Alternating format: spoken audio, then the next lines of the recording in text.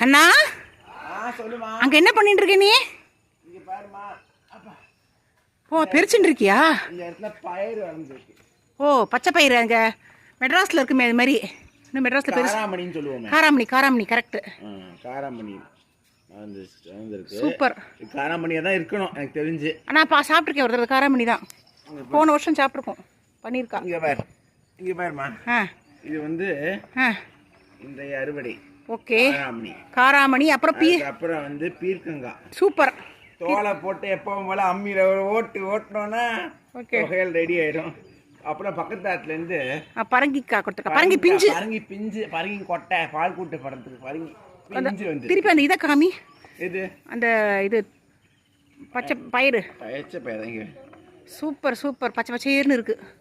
நல்லா இருக்குல்ல. Super super. இதுதான் வந்து இன்றைய அறுவடை. நிறைய இருக்கு.